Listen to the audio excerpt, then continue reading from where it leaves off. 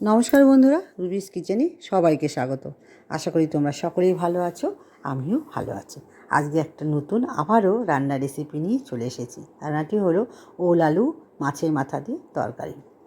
কি লাগছে? ওল আলু আর এমনি আলু আমি সেদ্ধ করে নিয়েছি।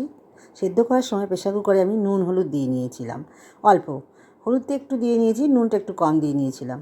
সেদ্ধ করে নিয়েছি। আর মাছের মাথাগুলো আমি গ্যাসের ওভেনে কড়াই বসিয়ে দিয়ে মাছের মাথাগুলো আমি ভেজে নিয়েছি। ভেজে নেওয়ার পর ওই তেলের মধ্যেই আমি ফোড়ন দিয়ে নেব, জিরে ফোড়ন আর একটা শুকনো লঙ্কা ফোড়ন।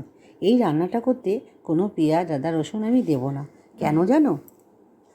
কারণ হলো যে রান্নাটা ইলিশ মাছের মাথা আছে বলে। ইলিশ মাছের মাথা তুমি যে কোনো রান্নাতেই দাও না কেন খুব স্বাদ হয়।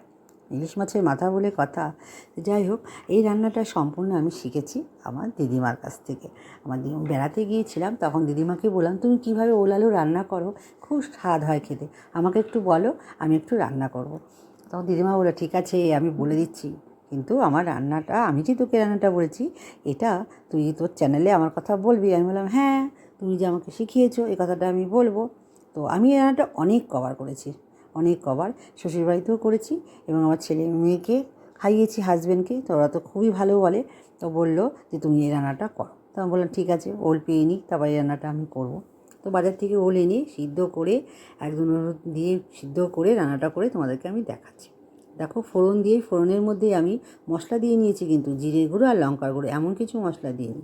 আর যেহেতু ওল আর আলু আর এমনি আলু সেদ্ধ করা, তাতে আমার বেশি সেদ্ধ করতে হয়নি।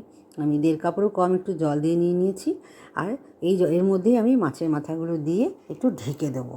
ঢেকে দিয়ে একটু মিশিয়ে নিয়ে তারপরে একটু নামানোর সময় একটু গরম মশলা দেবো, দিয়ে একটু নামিয়ে নেবো। আর গার্নিশের জন্য ধনেপাতা দিয়ে নেবো। দিদিমা বলেছিল ধনেপাতা দিতেও পারিস না দিতে পারিস, কিন্তু ধনেপাতা দিলে একটু দেখতে ভালো লাগবে, খেতেও ভালো লাগবে, তাই ধনেপাতা দিয়ে নিয়েছিলাম। খেতে দারুণ হয়েছিল বন্ধুরা। তোমরা অবশ্যই বাড়িতে একবার ট্রাই করবে আর কমেন্ট করে আমায় জানাবে যে তোমরা কেমন খেয়েছো। আমরা তো বাড়িতে সবাই ভালো করে খেয়েছি। তো যাই হোক, পাশে থেকো আর সাবস্ক্রাইব করার জন্য অনুরোধ রইল। আর ভালো থেকো, সুস্থ থেকো। চলো আজকে এই পর্যন্ত, টাটা।